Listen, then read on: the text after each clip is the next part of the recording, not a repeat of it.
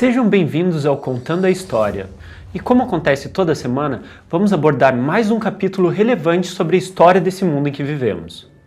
E nesse episódio, vamos falar sobre o maior conflito militar que já aconteceu, a Segunda Guerra Mundial. Apesar do movimento pacifista após a Primeira Guerra Mundial, as perdas causaram um nacionalismo revanchista em vários países europeus, principalmente na Alemanha, por causa das significativas perdas coloniais, territoriais e financeiras que aconteceram por causa do Tratado de Versalhes.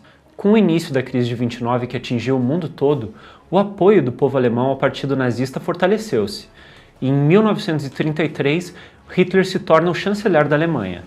É importante nesse ponto destacar os dois grupos de países que se enfrentaram durante a Segunda Guerra. O eixo surgiu do Tratado Anticomunista assinado pela Alemanha e o Japão em 1936. A Itália só aderiu ao eixo em 1937. Já os aliados foram os países que se opuseram ao eixo. A União Soviética, os Estados Unidos, o Império Britânico e a França foram os mais significativos deles. Em setembro de 1939, a Alemanha atacou a Polônia. 2 dias depois, Reino Unido e França declaram guerra à Alemanha. A Alemanha teve uma rápida expansão, invadindo em menos de um ano a Dinamarca, França, Bélgica, Noruega, Países Baixos e Luxemburgo. Com a França neutralizada, a Alemanha começou uma campanha de supremacia aérea contra o Reino Unido, se preparando para uma invasão. A campanha fracassou e os planos de invasão foram cancelados. Em 1941, a Alemanha invadiu a União Soviética na Operação Barbarossa.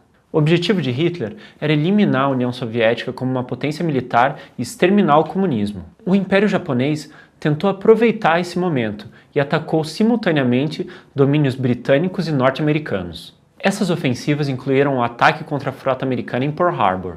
Esses ataques levaram os Estados Unidos, o Reino Unido, a China e a Austrália a emitirem uma declaração de guerra oficial contra o Japão. Em Stalingrado, quando o inverno veio, o exército soviético fez uma contraofensiva.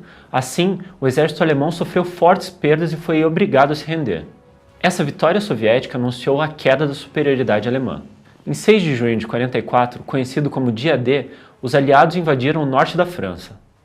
Os desembarques foram bem-sucedidos e levaram à derrota das unidades do exército alemão na França. Em 22 de junho, os soviéticos lançaram uma ofensiva estratégica na Bielorrússia. Logo depois, forçaram o recuo das tropas alemãs na Polônia e na Ucrânia. Essa ofensiva desestabilizou e destruiu consideravelmente as forças do exército alemão na região.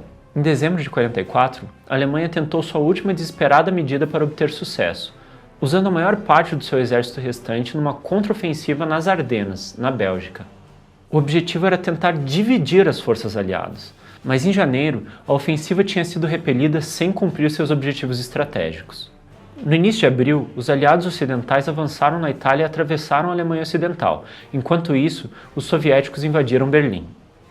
Em 30 de abril de 1945, o Reichstag, o lugar onde fica o parlamento alemão, foi capturado, simbolizando a derrota militar do Terceiro Reich. Nesse mesmo dia, Hitler cometeu suicídio. Mesmo assim, o Japão não se rendeu. Os Estados Unidos lançaram bombas atômicas nas cidades de Hiroshima e Nagasaki.